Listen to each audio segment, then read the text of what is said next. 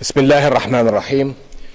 Mr. President, distinguished members, thank you very much. Jordan treasures its long ties of friendship with this great institution, and I appreciate your invitation to speak here today. Permettez-moi aussi de remercier les citoyens de Strasbourg pour leur hospitalité chaleureuse. Cette ville représente toujours un symbole de passage de la guerre à la paix, un symbole de la réconciliation et de l'unité de l'Europe.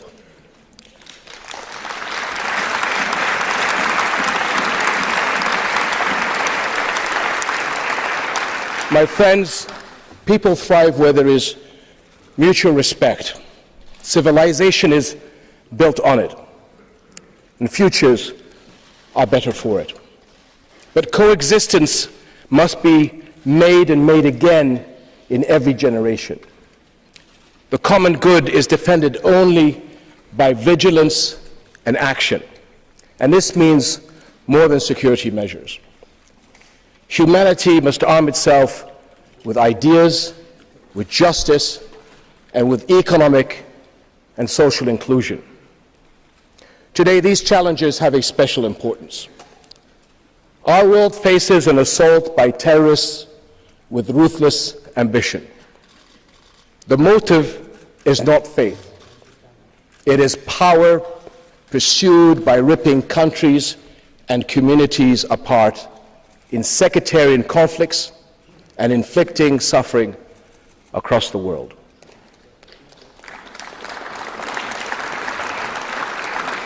The savage murder by Daesh of Jordan's hero pilot outraged all Jordanians and horrified the world. And Jordan's response has been swift, serious, and determined. And our fight will continue.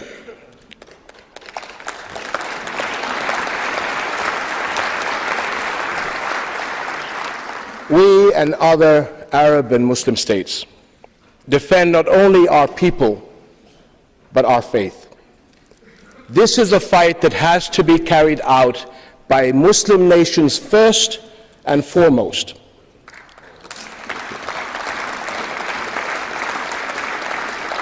This is a fight within Islam.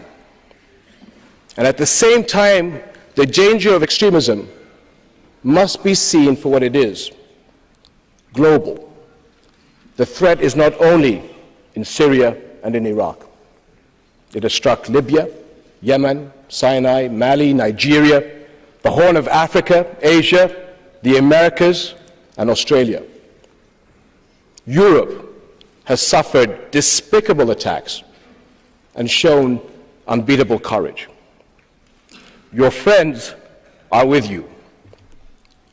In January, Rani and I joined millions of people in France who marched united against violence and intimidation.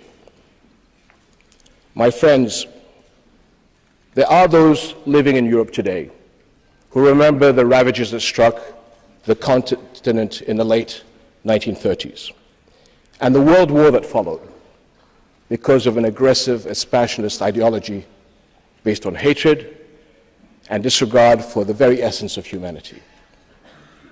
Europe's war became the world's war. Today we are fighting a similar war. A war against an expansionist ideology that feeds on hate, that is committing murder in the name of God and religion, to justify evil actions that no religion tolerates, a war against terrorists who disrespect Islam's values and humanity's values. Our victory now depends on our unity, and Europe's role is vital. Only by cooperation can our regions shut down the sources of terrorist support and defeat their purposes. And it is also essential that our regions renew the source of our great strength, the mutual respect that binds and sustains us. Young people especially must be inspired by values that reject violence, create peace, and build inclusive societies.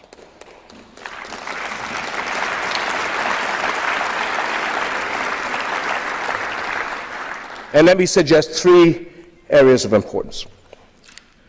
The first is meaningful interfaith outreach, engaging people where they live.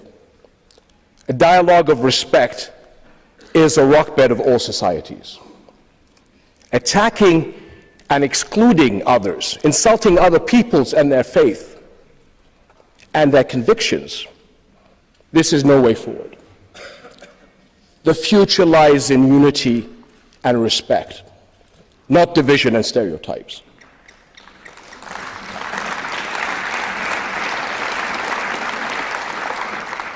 Europe is an important partner in this effort, especially in helping to stop the global rise of Islamophobia. This poison is based on false ideas, and help plays into the hands of these extremists. This is what is important to clarify, what it really means to be a Muslim. And I and countless other Muslims have been taught from our earliest years that our religion demanded respect and caring for others. The Prophet Muhammad, peace and blessings be upon him, said, "None of you has faith until you love for your neighbor what you love for yourself." This is what it means to be a Muslim. Among the very names of God we hear the compassionate, the all-merciful. All my life, every day, I have heard and used the greetings, Assalamu alaikum, a wish for the other to be blessed with peace. This is what it means to be a Muslim.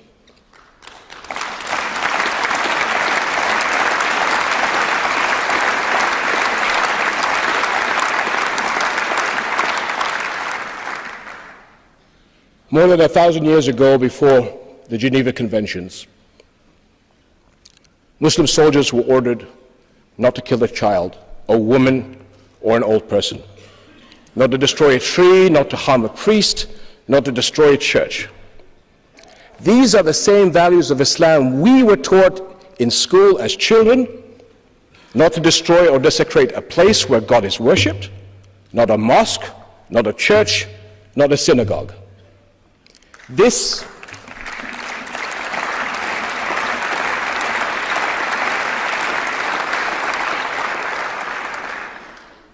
is what it means to be a Muslim. These are the values I teach my children, and they will hand it on to theirs. My friends, I am outraged and grieved by the recent attacks in some countries against Christian and minority communities. This is an offense against humanity as well as Islam.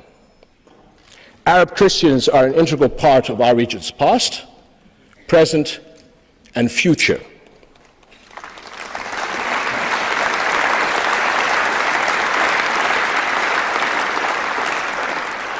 Jordan is a Muslim country with a deeply rooted Christian community. Together, the Jordanian people make up an indivisible society, friends and partners in building our country. The world's Muslims have a critical role in global understanding. Our faith, like yours, commands mercy, peace, and tolerance. It upholds, as yours does, the equal human dignity of every person, men and women, neighbors and strangers. Now, those outlaws of Islam who deny these truths are vastly outnumbered by the ocean of believers, 1.6 billion Muslims worldwide. In fact, these terrorists have made the world's Muslims their greatest target. We will not allow them to hijack our faith.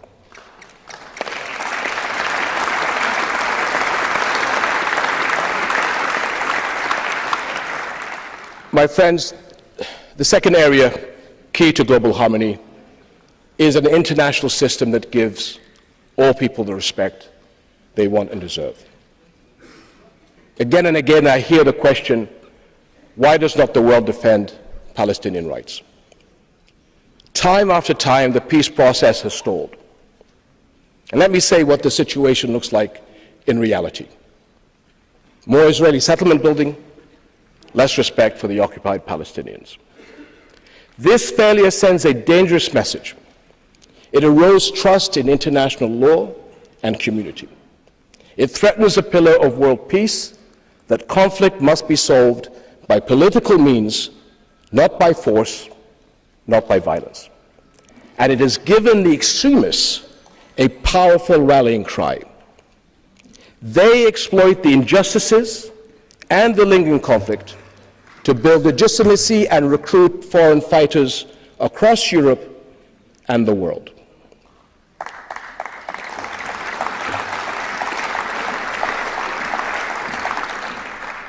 It is time to think about the future and how this ongoing conflict will breed further hate, violence, and terror across the world.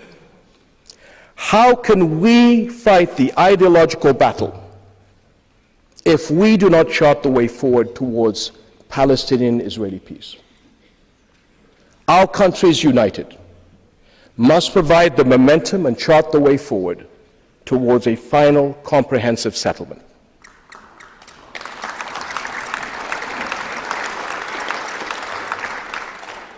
Ladies and gentlemen, a third critical effort is creating deeper hope. Radicalization thrives on economic insecurity and exclusion. To create stakeholders in a peaceful world, people need opportunities to fulfill their potential and build good lives. Helping them is a powerful message of respect. The European Parliament has recognized the importance of creating social and economic opportunities in naming 2015 the Year of Development. For Jordan, development is a priority.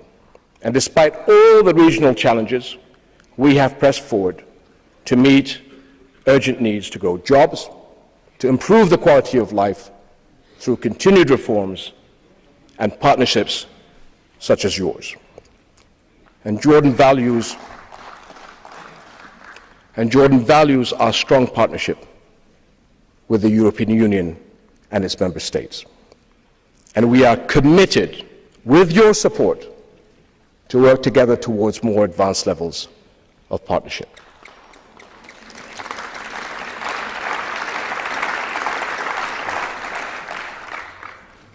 Jordan also takes seriously our moral obligations to others. Despite scarce resources, the people of Jordan have opened their arms to refugees fleeing regional violence. As the President had mentioned earlier, Jordan has taken in thousands of Iraqi Christians over the past year. This in addition to giving shelter to 1.4 million Syrian refugees, which is 20% of the population over the past few years.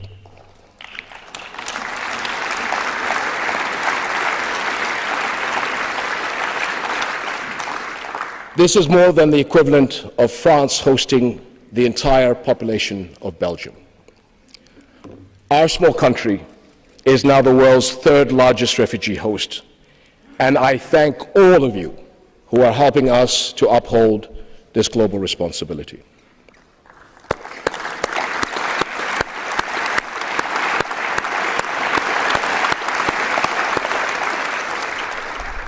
My friends, your support sends a message, not only to my people, but to all those who seek to move forward in peace and moderation. Europe is with you. Our regions, our people, can find no better partners and neighbors than each other. History, geography, and future bind us. Let no one separate us, because together we can create pillars of mutual respect that will support the common good for generations to come. Thank you very much.